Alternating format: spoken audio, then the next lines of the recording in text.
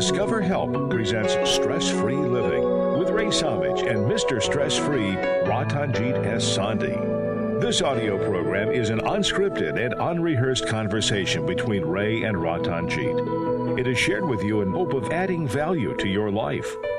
We encourage you to listen to this program in its entirety to receive the full impact of its message. Sit back, relax, open your heart, mind, and soul to this edition of Stress-Free Living.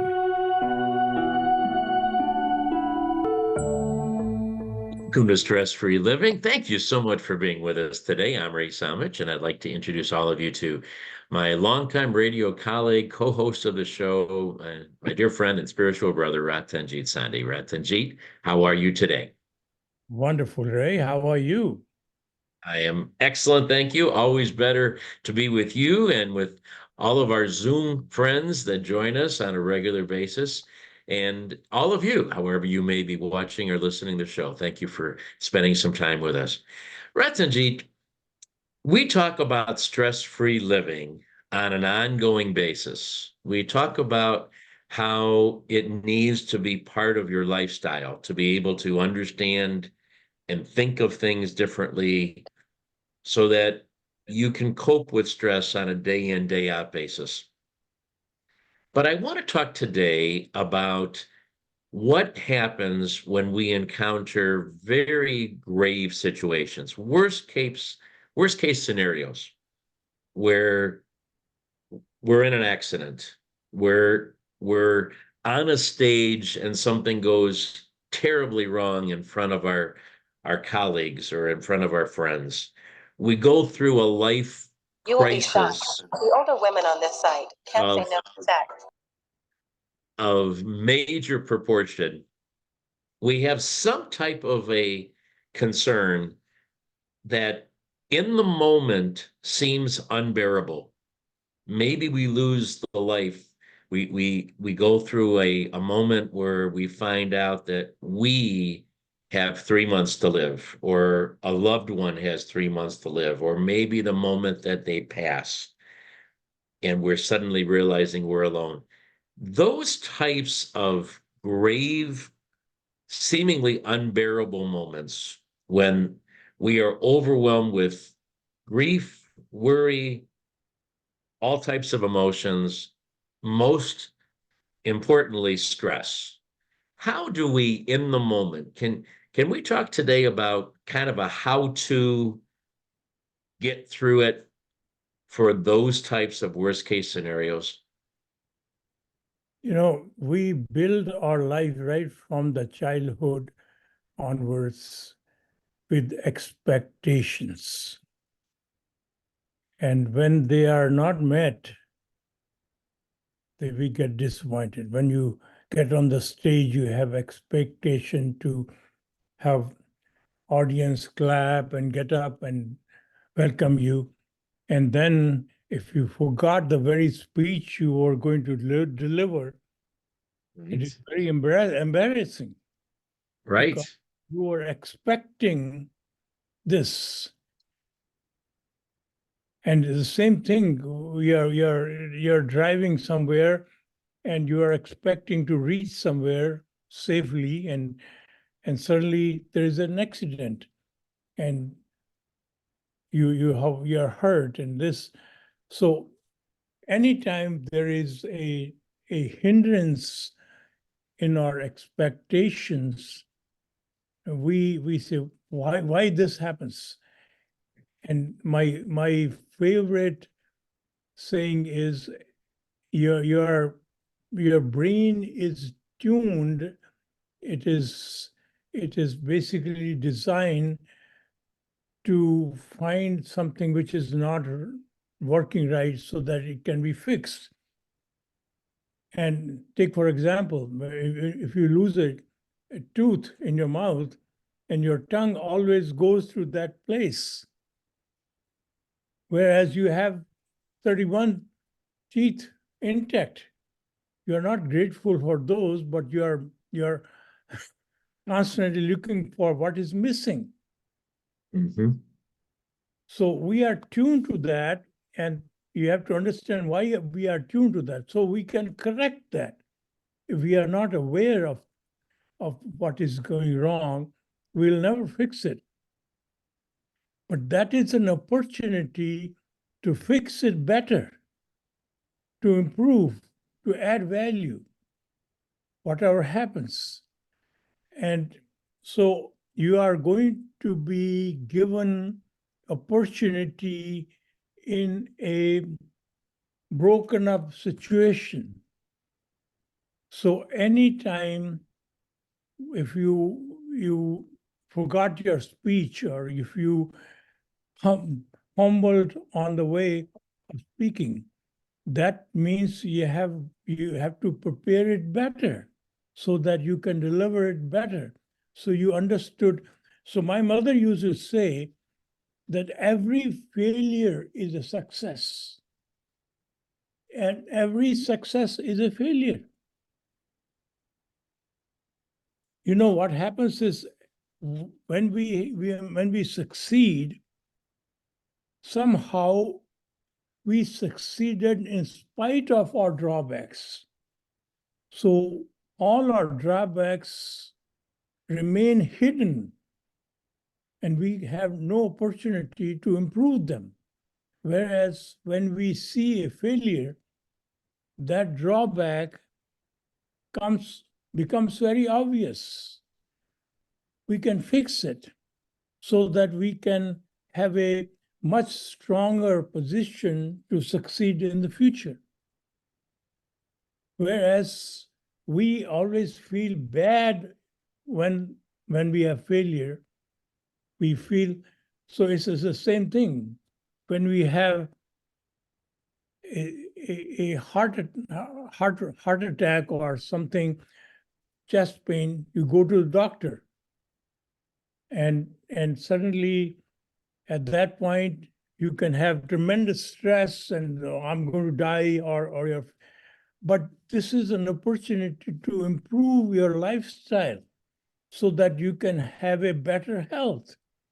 So every opportunity of a failure is if you look at it critically, it gives you a pathway to improve that and avoid. So all our hurdles and difficulties are blessings. We should be grateful for those, because those become very obvious to us to give a pathway for improvement. Right? I had to write down all the things you were coming up with there, because I asked what I thought was a pretty simple question. You gave me 1, 2, 3, 4, 5, 6, 7 different points of before, during, and after that situation develops. You talked about expectations, okay, how we predetermine, we think the way things are going to go, and then we don't, doesn't live up to that. How we prepare better so that we don't, so that we are less likely to have the problems. How we actually carry off and execute whatever we're doing. You talked about the mindset then of being able to cope with the situation. We talk about what we do next, okay, after that happens, so that we see that as an opportunity to improve. And then we talked about gratefulness, how the gratefulness factor helps us. So you mentioned all those things, which I think are all relevant to the conversation. But I'm hung up first on the situation that says I didn't do any of these things. I didn't analyze my expectations. I don't realize in the moment that there's an opportunity to be grateful and to improve, because every success is a failure and every failure is a success. All I'm burdened with, if I haven't been familiar with this program and these philosophies, these core values, is the fact that I've just gone through something devastating. I've just received some devastating news. I've just been in a devastating incident. And right now I am devastated because of that. I can't think logically. I can't, it's too late to go back and say I should have controlled my expectations. It's too late to come back and say I should have prepared better. And I'm not in a frame of mind to be able to say this is actually a success, even though I'm right now thinking that it's the worst failure of my life.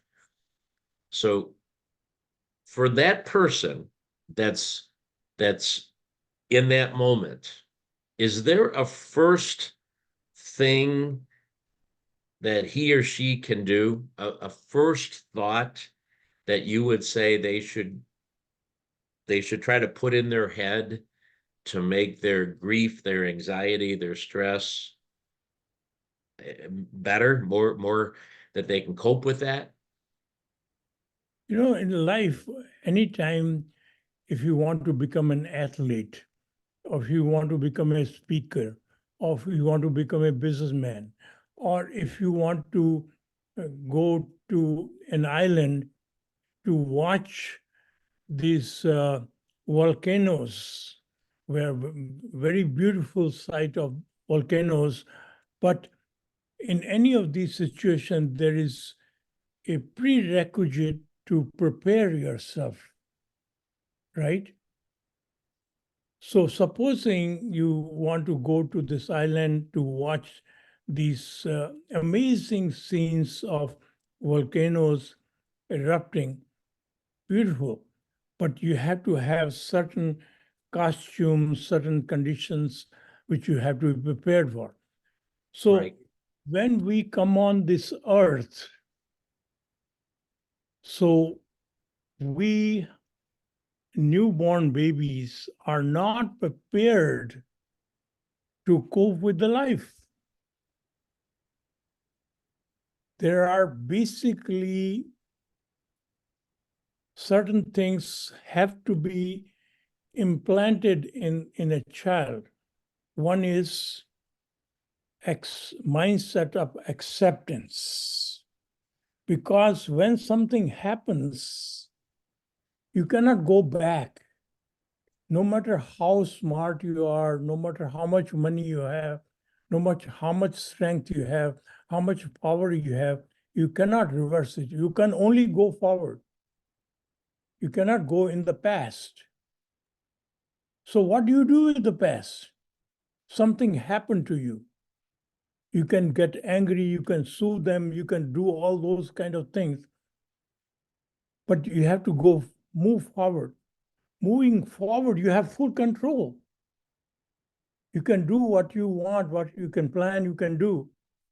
So whatever happens, that is the condition you are given, you are put under. Those are the cards you are dealt with. You cannot change the cards. You have to play the game.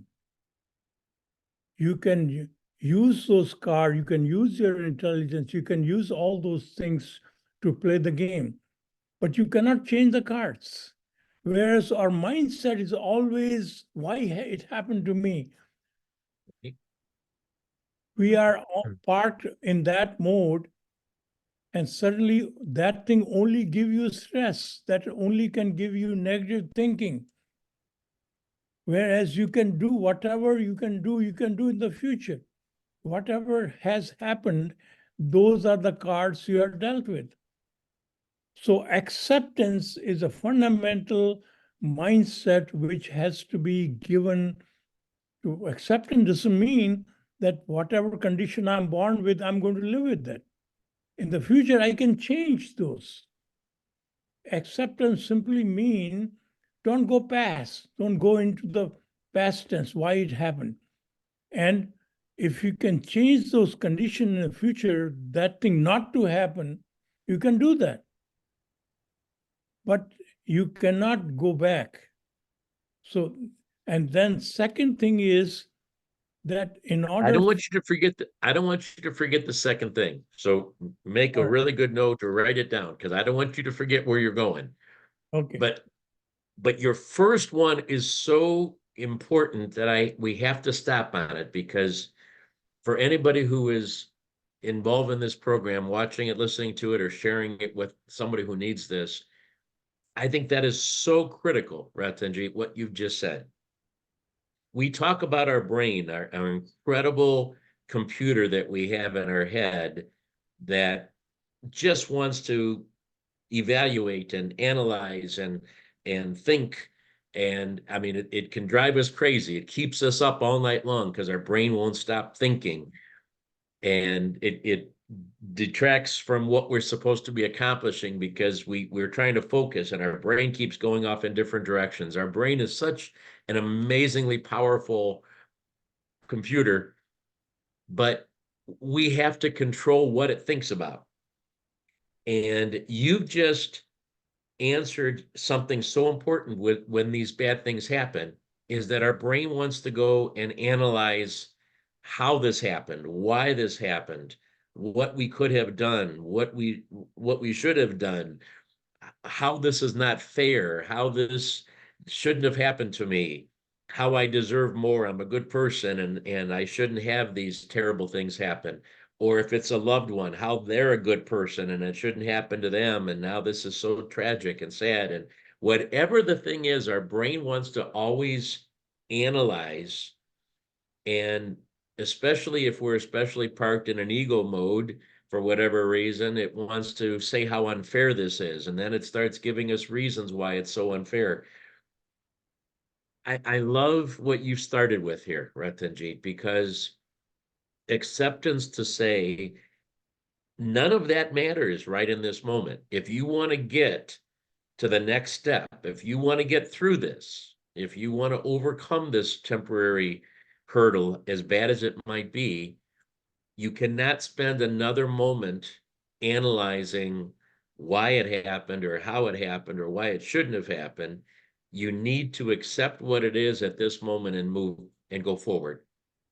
And maybe that's really obvious. Maybe I'm dwelling here on something that everybody says, yeah, Ray, get on with it. But to me, that is so critical, what you've just said, that I wanted to expound on a little bit more because when I've been through those things in my life, I don't think I've ever just said, Ray, accept it and go from here. I've always spent way too much time overanalyzing where I'm at and why it's there.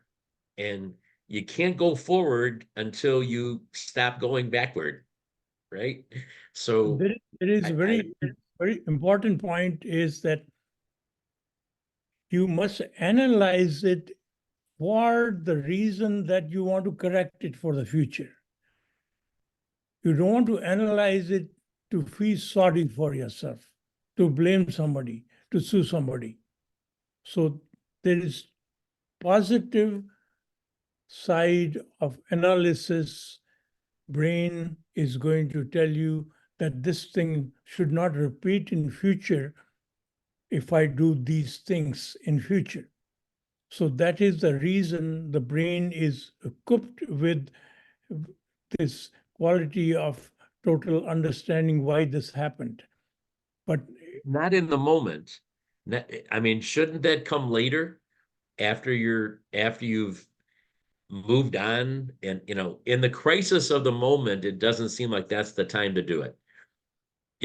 I mean, when an airplane crashes, the first thing they're going to do is try to save as many people as they can and prevent the fire from spreading. And then they call the people in and say, why did it happen? So it doesn't happen again, right? that's So true. I think that's an important distinction because we don't separate that. When it happens to us, I want to analyze it immediately, and I can't move on until I do that. Now it's dawning on me that I have to accept it first. And I also love what you said, Ratanjit, about acceptance doesn't mean that I'm okay with it. I'm not okay with it. This was a terrible thing that happened. I'm not saying I'm okay with it. I'm just saying that these are the cards I was dealt with, to use your phrase. So I have to play out the hand. And then I'm going to do my best so I don't go into the situation again. So this never happens to me again. It's not okay. It's just what it is. All right. I'm sorry to have taken so much of the time on that one, but I just think that it was very meaningful to me. I hope it helps other people as much. Do you remember what your second point was? Yeah, let's take a break and Okay. before I go into the second point. Okay, very good. This is stress-free living. We're talking today a little bit differently than we normally do about that real high stress moment, that real moment that honestly in some people's lives they never recover from because it has been such devastation that they've done maybe taken an action in that situation that they have never overcome because of how they could not handle that high stress moment. We hope that never happens to you, but if it does, how do we cope with it? That's what we're talking about. We'll be right back with much more stress-free living. All right, everybody, it's your turn. Comments, questions? I had a question. Very quickly. How should we deal with a person who constantly lives in self-pity and blames everyone around for their situation? My question was, how do we deal with such near and dear ones? Thank you. Thank you, Sana. Ken, you had your mic open. Doctor, do you have a comment? Yes, I totally agree with your thoughts and what Ratanjit is, he's saying it, that acceptance is the first thing that we have to do it. That's the very first thing. So your re-emphasis, I think, is very important for audience like me, at least. Without acceptance, you can't move forward. And if you're in denial or blaming other people, that also is not going to take you anywhere. And then after you accept it the way it is, the cards are dealt, then you deal with it. And then deal with it in a sense, you analyze the situation and then say, can I do anything about it? And if you can't do it, if you didn't practice enough for the speech, practice it. Write it down, read it. Make your spouse or your partner listen to it and critique it. But if you can't do anything, for example, you're sitting in the plane, it's going down, man. What are you going to do at that point? And that's where you need your self-control and calm and mind control time. Shouting or crying, it's not going to work. It's not going to solve the situation. So the extreme mind and self-control is extremely important in my mind. And I think that's.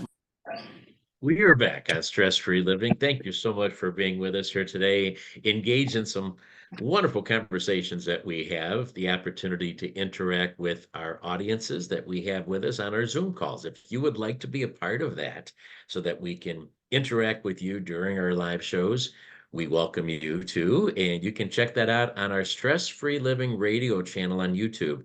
We have over 100 programs posted up there, all different titles that you might want to enjoy or share. And there's also our link so that you can be part of our Zoom calls. The only problem is that sometimes we cut you off in mid-sentence, as I just had to do here to come back to our live radio show. So I do apologize whenever that happens. Ratanjit, I'm so anxious to hear your number two, so I'm going to hold off on some of the thoughts from some of our Zoom guests until later. So move on. Acceptance, which people here in our Zoom audience confirmed that is absolutely the first thing to do. The first place to start is accept right now, as tragic as they may be, as hurtful as they may be, this is the situation I'm in. So I have to be able to start now from here, fresh. What's number two? Number two is we have to get our human system ready and make it most efficient to handle the situation. And biologically, biochemically, we know when we have utter gratefulness, at that moment, our body exudes this neurotransmitters like dopamine, serotonin, and these things generates a happiness response. You want to do something. You want to move forward. It reduces your anxiety. It reduces your stress, and it feeds your bliss centers in the brain. And as a consequence, you become positive. When you are in that position, you become most creative.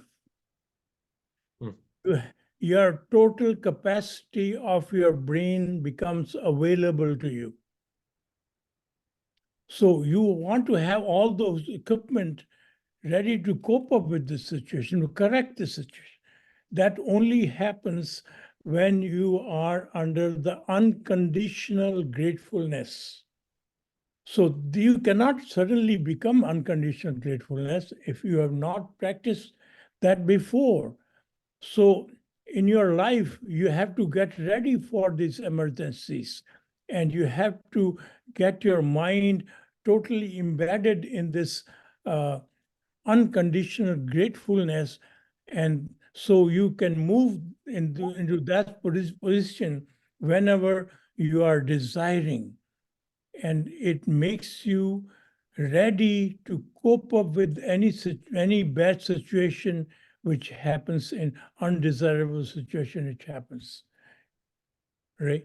Ratanjit, gosh, you're just really. What did you eat this morning? What did you have for breakfast? I gotta figure it out and start eating that, because you're right there again. When you said gratefulness, I'm going to say, come on, Ratanjit, how you've just, whatever it is, we've just endured the worst thing in our life. We've gotten the worst news. The worst thing has happened.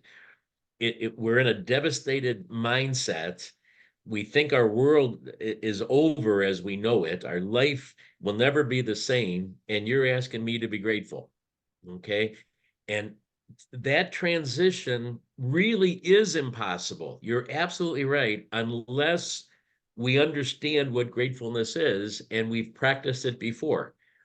So if we can go back to what we know works, what we know has been successful in the past to change our mental outlook, to change our ability to cope, because gratefulness does put us in a much better coping manner, then I think at that point it is possible. It still may be difficult because of what we want to have happen didn't happen, and we've still got to overcome that, and it's hard to be grateful, but it's impossible to be grateful if we've never done it before.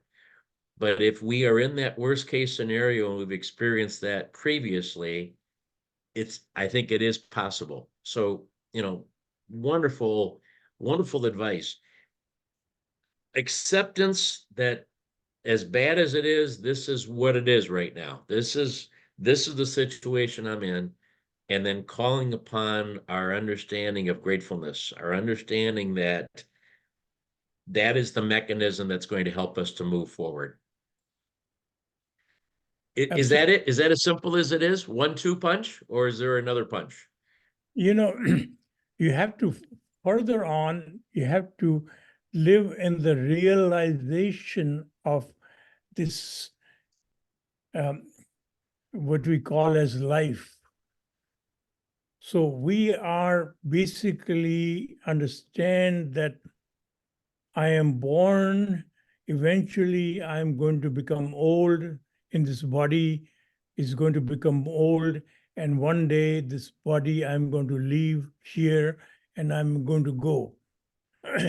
So this understanding must be always remembered, must be. So it's not something when somebody departs, a loved one departs from your life, and this is not a tragedy we cannot cope with it. This is supposed to happen. I simply don't know when it's going to happen. So you have to be prepared for that, and you have to remain grateful for the moment you have spent with the loved one, with the friend, with the person who you are, rather than expecting for that person to live with me and cope with all my needs and my wants, rather than be grateful for all the life I have spent with that person. So realization of this journey on this earth, we are sent here for a purpose. We are not sent here to just enjoy the five senses, which is temporary, quick happiness we get out of eating good ice cream and seeing something good, having the sensation which is given to us by our five senses. Five senses are there to protect this body so that we can utilize those five senses to make this instrument, our body, more efficient to conduct our journey and fulfill our purpose. So again, not knowing what your true purpose is, we are going to get engrossed in and directed by the pleasure, temporary, short-lived pleasures of these five senses. So it is very important for us to know why we are sent here, because otherwise it doesn't make sense. You are born to die. So once you realize that there is a purpose behind it, then automatically life falls into place, right? And before we get into that part with the purpose, which I love, I want to comment on your last point about the fact that we're born to die. And there is a powerful video that I saw recently. I may have referred to it on an earlier program. It says that it puts things in perspective. And in a way, when I first saw it, I was really sad. It really touched me in a very poignant way with sadness. And then every time I've watched it subsequently, it's given me the opposite response. What it says is that statistically, after we die, within 5 years, the only people that will know we even or will care or will remember that we were even on Earth, the only people are just the immediate members of our family and our closest friends.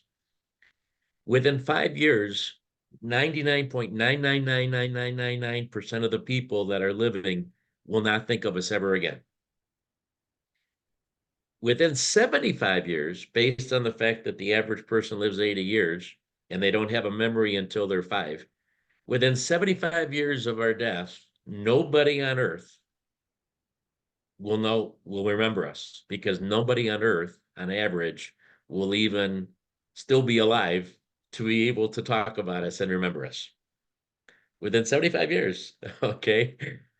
Those two numbers to me were staggering and very depressing when I first heard them.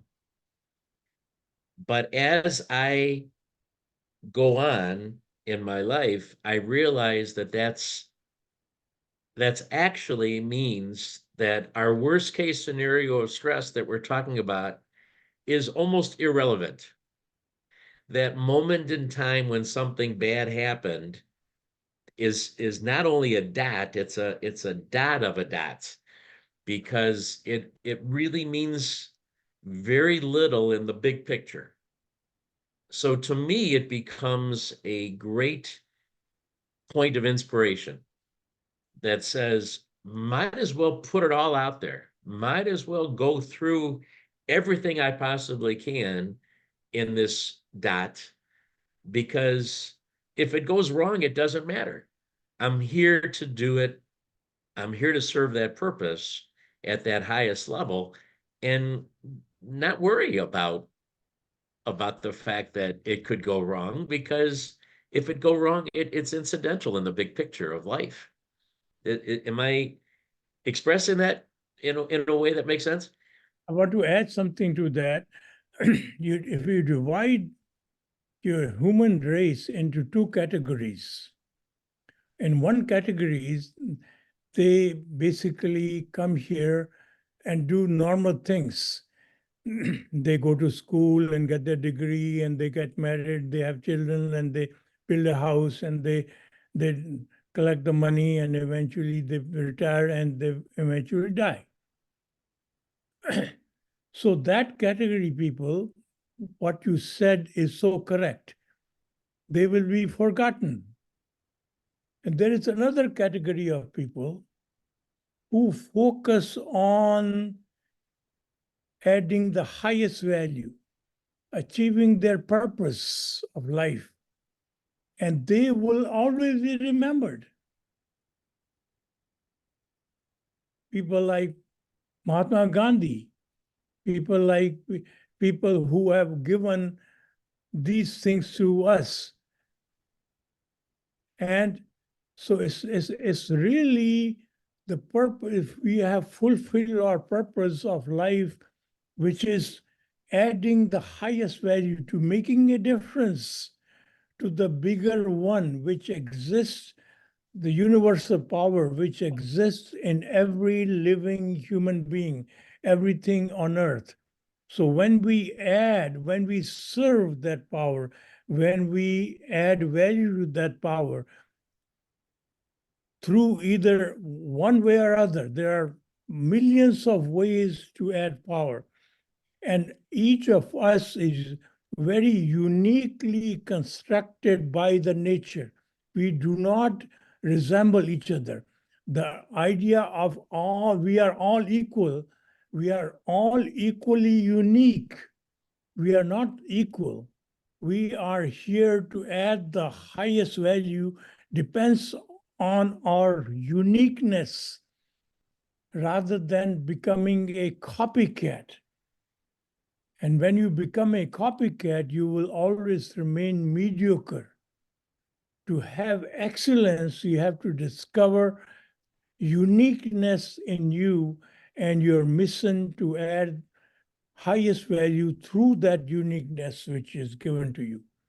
So ultimately, we have to focus on our mission of adding the highest value and serving the universal power which is present in us and around us, right?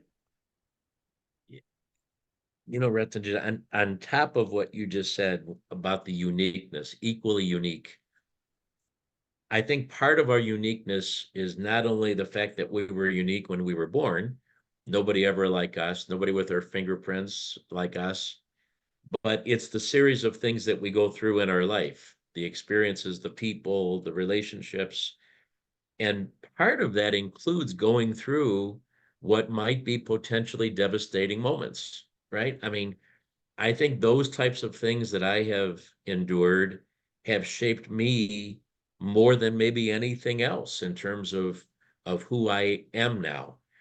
Some very, tough things, bad things, challenging things, and some other incredibly amazing, wonderful things has made me that unique person that I am now. So if we believe in a plan, if we believe in a purpose, then in a way we're supposed to go through those devastating moments, aren't we?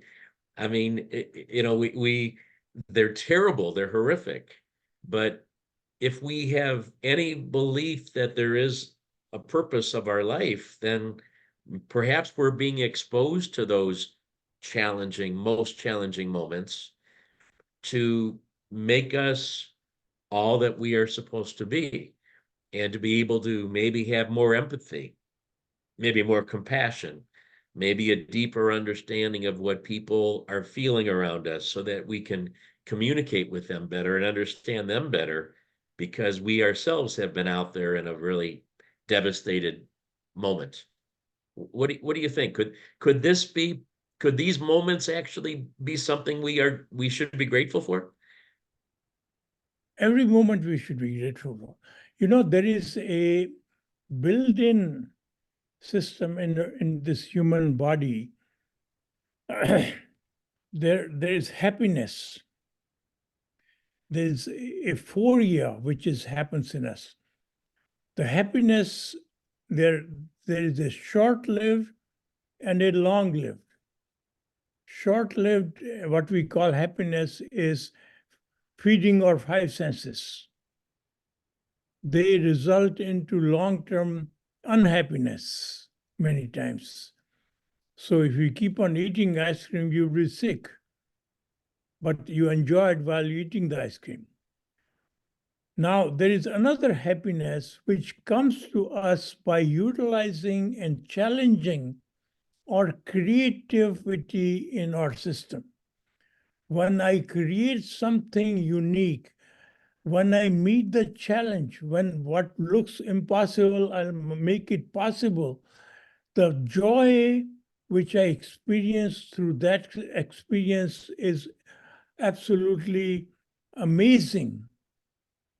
So in our human life, to live this life, we have to enjoy the feeling implemented by that joy, which comes from challenging our creativity to add the highest value. So it's not that we should skip certain things which are challenging, which are difficult, because by solving those difficult problems hands us the biggest joy of our life. Life becomes fulfilled with amazing happiness, which is consistent, right? You know, this is so different, Ratanjit. So much of what we've talked about, what you've presented, is so different than I think the normal, typical person thinks about in those terrible moments. In those crisis moments, it's why me? This is terrible. I'm never going to recover. I'm going to be lonely. I'm going to be miserable. I'm going to be embarrassed. We think about all of these aspects. Instead, today, I think you're presenting an entirely different outlook. You accept it. It doesn't do any good to dwell on it in the moment. Accept it. Bring in your gratefulness for the fact that you're able to be here and cope with it and move on. And now even taking that to the next level to say, I know it's hard in this moment to accept this, to believe this, but this is actually a good thing. This is actually going to allow, on this short period of time that I have on this earth, me to be better, me to not only improve something in my life and be able to better cope with it, but also it's going to bring me joy because I'm going to overcome this horrific challenge and maybe even, become famous. Okay, not that that's my purpose of my life, but it's going to help me to be one of those people that isn't forgotten about in 75 years after I'm gone. Maybe I can do something with my life that's going to be so meaningful that it's going to really change society and add so much value that people are going to know me 100 years from now, 500 years from now. To me, you have completely changed the paradigm on this, from being a hopeless, helpless moment to being something that is filled with potential goodness and even joy. We're going to wrap this up.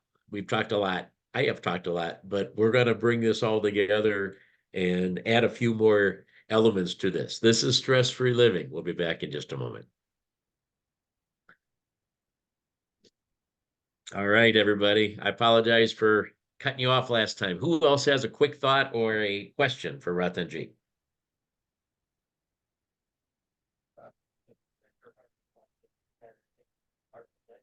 I have a quick question. Good. So I know you often talk about this highest value, and do you want to define that a little bit more? Because I mean, that's a very abstract idea to most people. What do you mean by highest value? this. All right, Rakesh, thank you. I'm gonna give a quick answer to that and tell you that that's going to be next week's show. Okay, we're gonna do the whole show on that because it won't do it justice to try to get it in 7 minutes. So Okay. let's go back to that basics and really explore that next week. Sounds good. Thank you. Anybody else have a thought for this week?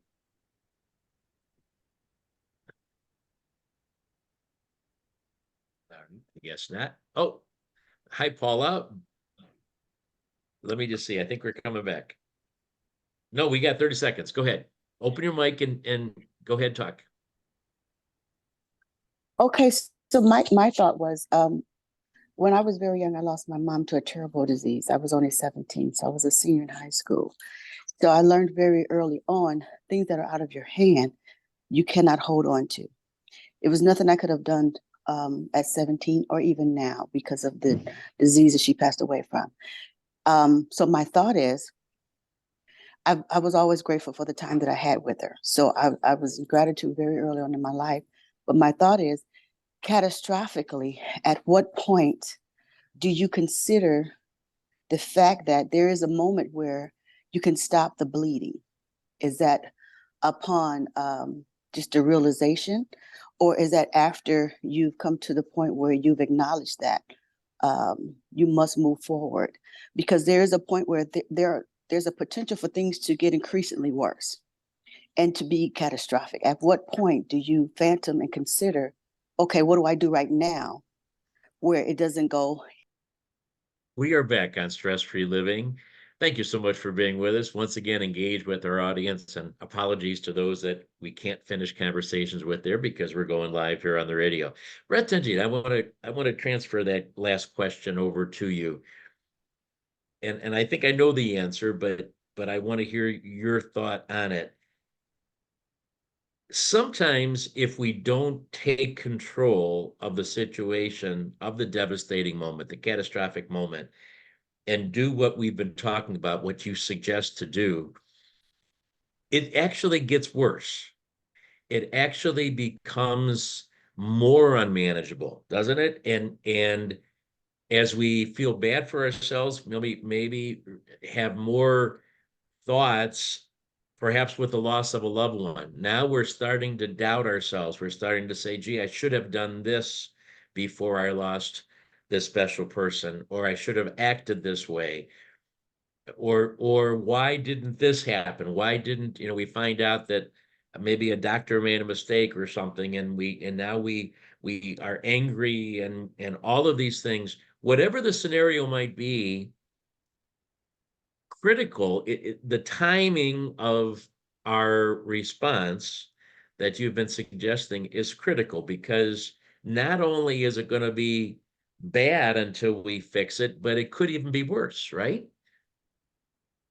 That is why we have to first accept and go into gratefulness, because only under that conditions, in gratefulness, our mind becomes very creative.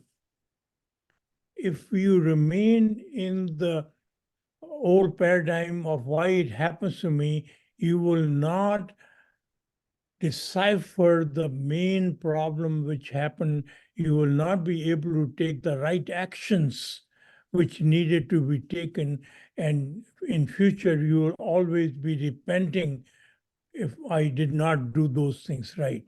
So you have to get ready to maximize your capacity to do the right things. Maximizing that capacity only happens when you are grateful. The other point that was brought up by one of our Zoom guests was the idea of blame. When those bad things happen, we want to blame somebody, even if it's blaming ourselves, which doesn't necessarily solve the problem. Why is that part of our human tendency? Why is that something that we are so quick to look when we have a bad thing, to try to find someone to blame for this? And it's in some crazy way, it makes us feel better. Why is that? What happens is when you're in the team, when a responsibility is given to you, you very quickly pass it on to somebody else.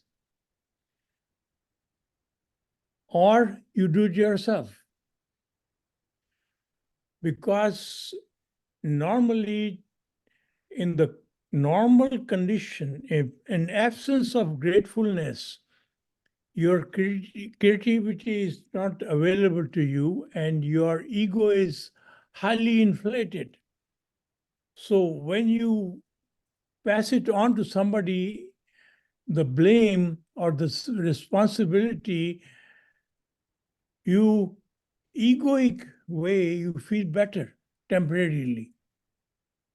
But long-term basis, you will not.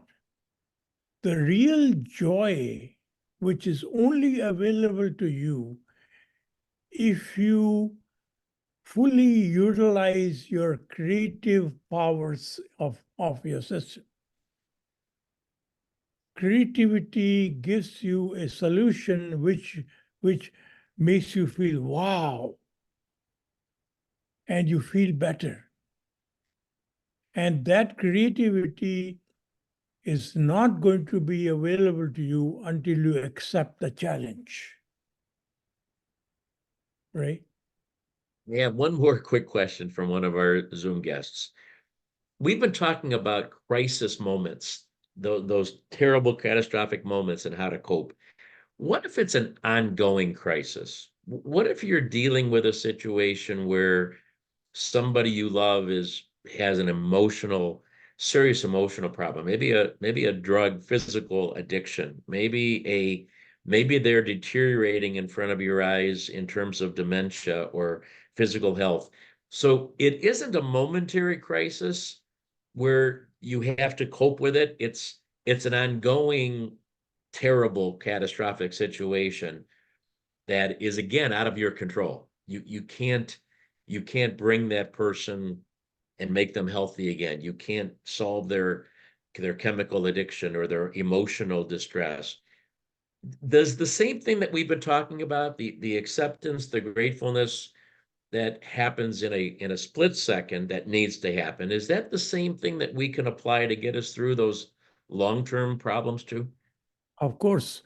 And plus, every situation gives us education, knowledge, and more capacity to deal with it.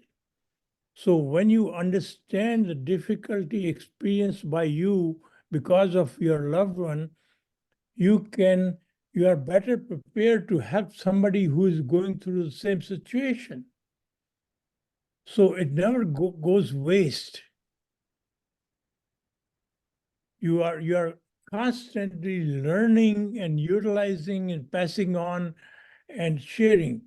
Remember, we are not one. We are all connected.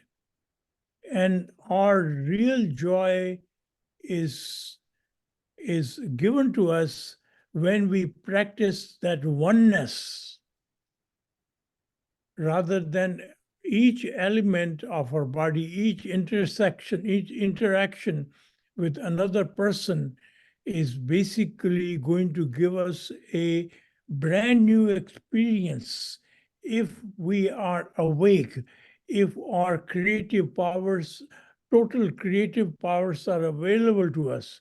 And that is only happen if we are parked in gratefulness. And because of those creative powers, we will observe certain things which otherwise we will miss. And those things which we observe can help so many other people when we understand how to do it. Right?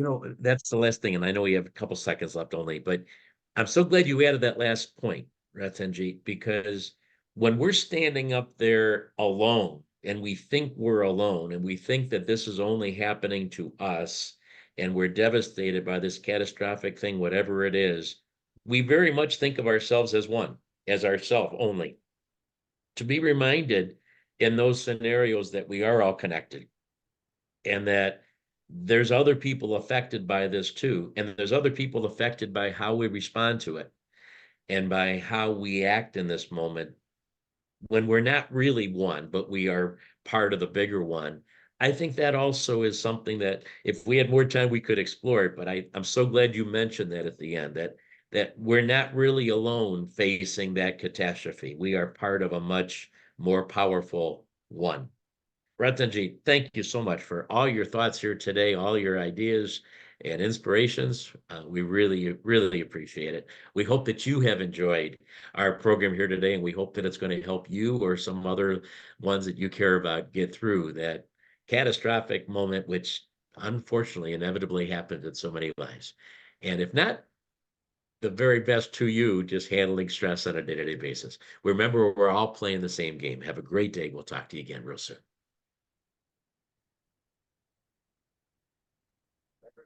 All right, everybody, we are clear. And it is now your turn. Open up your mics and give us your thoughts. Gee, it's the first time I realized why you compliment each other so well. Ray, you very, very good in summarizing his thoughts and emphasizing where the need is to emphasize for audience to better understand the points he makes. I'm particularly struck by his thought of accepting first, and then during the and then afterwards going for being grateful. I want to emphasize a little bit during the grateful moment is when the coping really begins. When you think of the loss in terms of positive aspects of life, if you lose someone loved, just remember you got a lot of people else who are loving with you, and be thankful to God for that. You lose a tooth, like he's pointing out, there are 32 others. We should be thankful. We should be grateful for those. You lose some money, gambling or otherwise, but you should know how much else is left with you. And if not money, at least you got relatives left, loved ones and friends. Be always grateful. What a point you guys are making. It's a wonderful to see the emphasis going on. And of course, realizing that we are part of one, we are one. You summarize this so well. It's amazing. You do a great job. You're very kind. Thank you. The show is we're not really here. We're connected when we come together. Go ahead, Ratanjit Singh. You were saying something, so Lisa. I'm sorry. Yeah, this show is all because of Ray. Well, you both are complementing each other. You bringing the thoughts, he's emphasizing and putting it for ordinary, regular people. We are all not at the same level as you are. You are at a higher level, and he makes it for regular mortals to understand your thoughts clearly. We complement each other, no question, but we're tapping into something more powerful than either of us. It's so, I must tell all of you that there's so many times when we listen to a show afterwards and I don't remember even saying what I said, and Ratanjit is the same thing. We try to be a conduit here through something beyond either of us. Who else has it? But thank you for the kind words. They are most appreciated. Who has any other thoughts or questions? So I guess I would just, this is Doug, and I would just agree that your show brings out the interesting things. I just listened to your show, and I hadn't thought about that for a long time. And the example I'll give is years ago, my mother passed, and she had been ill. My father passed away just a few minutes before that, and so I thought she was ready to go. I was good with her passing, if you will. But interestingly, 3 weeks later, I went to a funeral with my wife for a person that I had never met.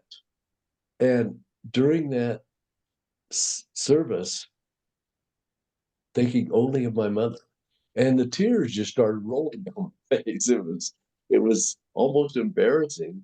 And it was because all of a sudden, I guess I didn't deal with my mother's death the way I should have until that moment later. So as you guys are talking about dealing with when it happens and then moving forward, after I was at the second ceremony and had the emotional of that ceremony, I had a real much better feeling towards my mother and her death and everything. So I don't know if that made any sense or if that really relates to what you're talking about, but boy, it sure stuck in me. And I hadn't thought about that for 20 years, I'll bet. So sorry about that. No, thank you for sharing that precious moment. That kind of is what I think Paula was talking a little bit about too, is being able to cope with things in the moment and overcome them. Not that you ever forget them, because we don't want to forget those precious people and precious moments, but being able to adjust ourselves so we can move forward in a positive way and not always have that in our head. So it's good that you let that go, if you will. Who else has a thought or question for Ratanjit? Yes, please, Paul. Paula, just open. Thank you for being so polite, but just open your mic and talk. You can.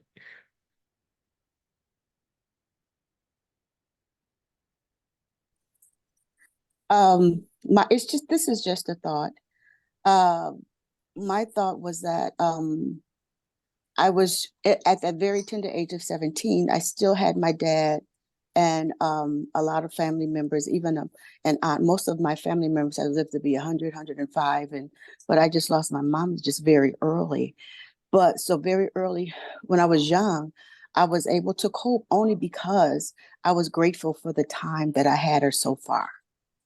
And it allowed me to achieve a lot of things in my life, including an invention that will potentially save other lives in the same situation that she's in.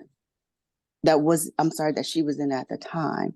So gratefulness is probably the catalytic thing that pulls you forward and allow you to look at other people, not just yourself, because we are connected. And I learned that very early. When I tell you, it has enriched my entire life. And now that I'm 62, my anxiety, my woes, and my understanding is so much greater when it comes to people of all races, nationalities, and creeds and differences. Because one of the things my mom used to say is that you want to always put yourself in someone else's shoes. So in every situation that I encounter, I put myself in that person's shoes. And that has been my saving grace the entire time. Beautiful. Very nice. Thank you for sharing that. Thanks. Anybody else? Anyone have another comment or a question for Ratanjit about today's topic especially? But if there's something else on your mind, we can start it and we can turn it into a show if you'd like. No, kind of quiet today, Ratanjit. Oh, there's Sana coming through. Go ahead, Sana. You're always good for a good comment. Go ahead. Yeah, actually, Sahil had to leave early because he has a football match, but he's left a note in the conversation that he's really grateful. And he reminded me twice before moving out, please convey that profound message of success. Every success, it has some kind of failure. Failure paves the way for success. That's really profound, and it's helped him. Thank you. We're glad he's with us. And we're glad all of you are with us. And this is the time here of the show for those of you who haven't been with us much that we can interact a little bit and bring up some other ideas.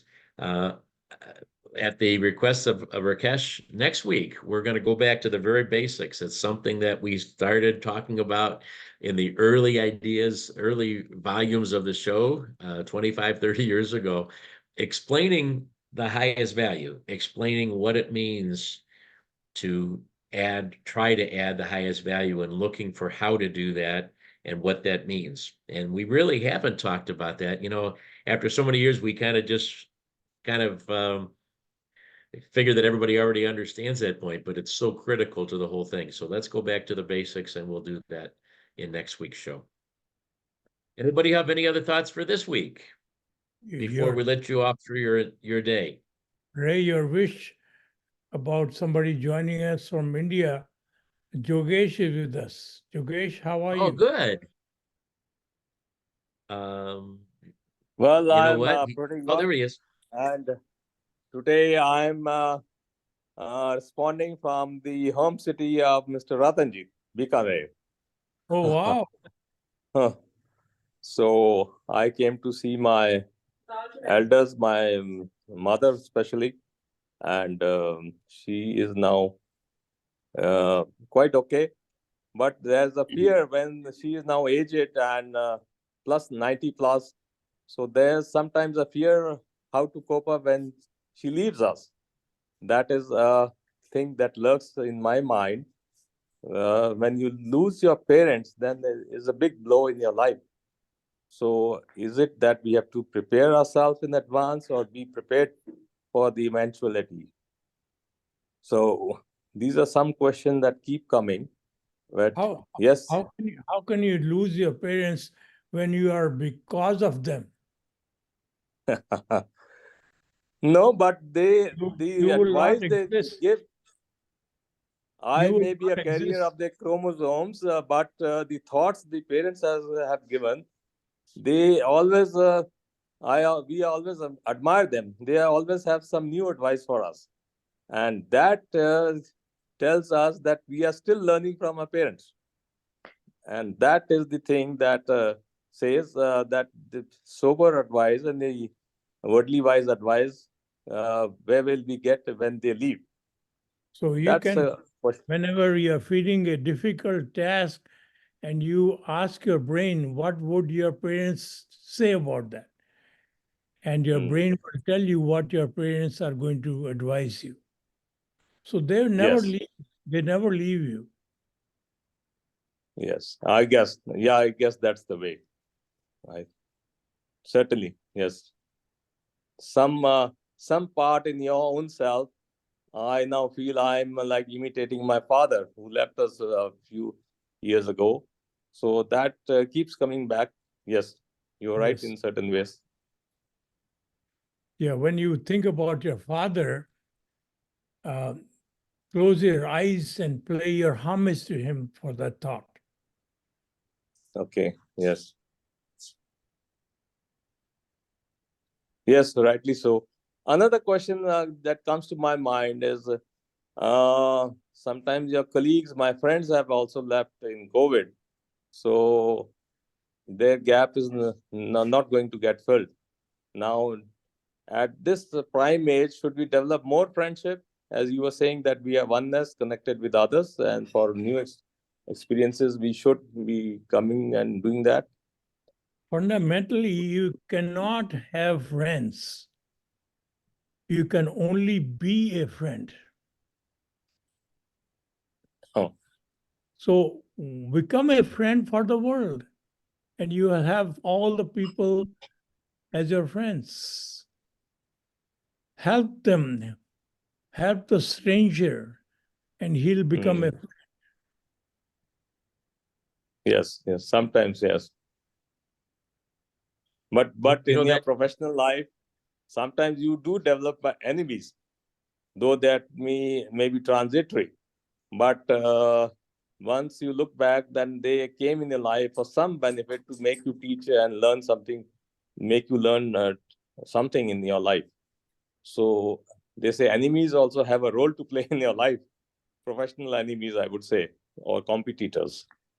Every encounter we have is encounter which we can learn from. Yes. So when we are open to learn, whereas we are always eager to speak and tell people what to do because of our ego, we are not part in egolessness learning. Egolessness learning. That's a great phrase. Yeah, when we become egoless, we become a student, and every encounter teaches us something. Oh my God. Yes, I guess so. But I feel compelled to add one more thought to the idea of being a friend, because I've lost, I shared last week, I've lost 3 dear friends over the last couple of weeks. 2 of them were 30 years in length. And you very easily can get lost in that loss. It's so easy to go into a state of remorse and regret and feel very sad over it. So that's when I do think about something that Ratanjit said again, which is, it's not about having a friend, it's about being a friend. And if I look and if I lose so much of my time thinking about the 3 friends that I lost, 2 of them very, very dear, then I'm going to lose the opportunity to be a friend to hundreds of other people that I haven't even met yet, that need a friend, that might be looking just for me to be their friend that they need. And so I can't think about the friends that I had that I'll see again that I don't have now. I have to think about being a friend to somebody else who needs me. It's very, very uplifting, and it takes your mind off the sadness, and it says, hey, here's an opportunity, hundreds of opportunities to be a friend.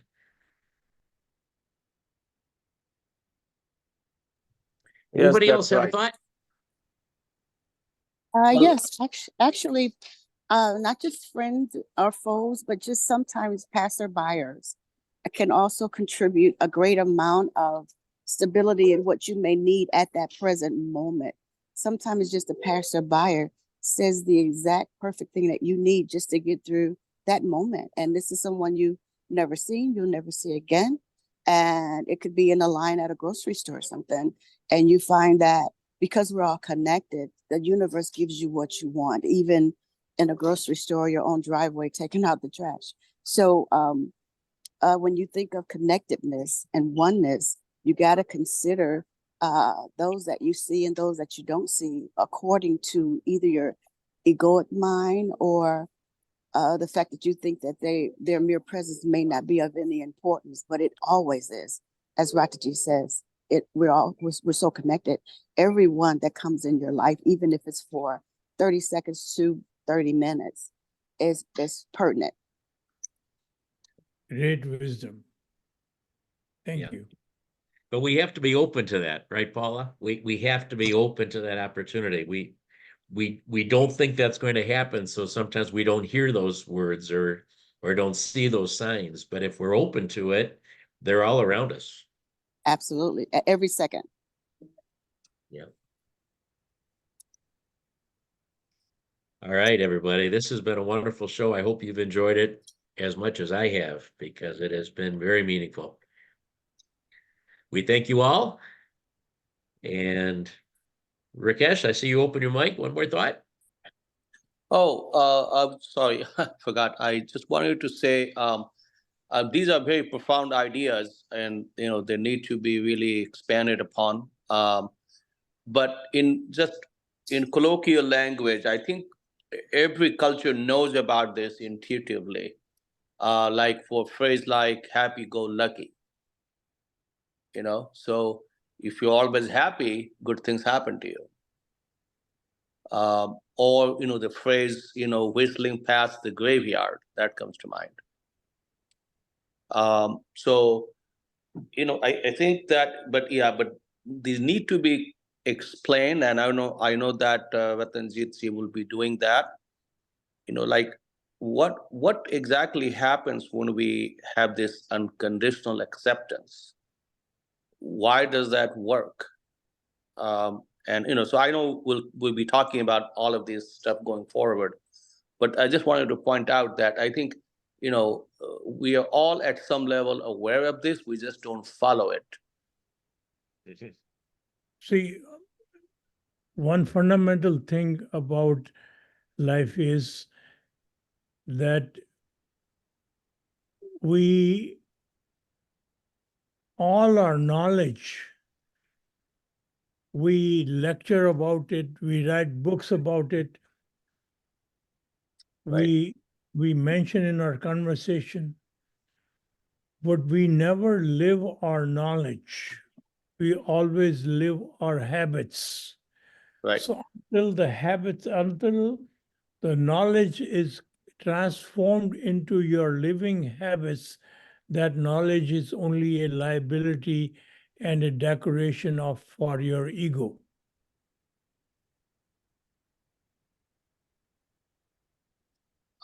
Yes, I totally agree. Have you done any show on how to turn knowledge into habits?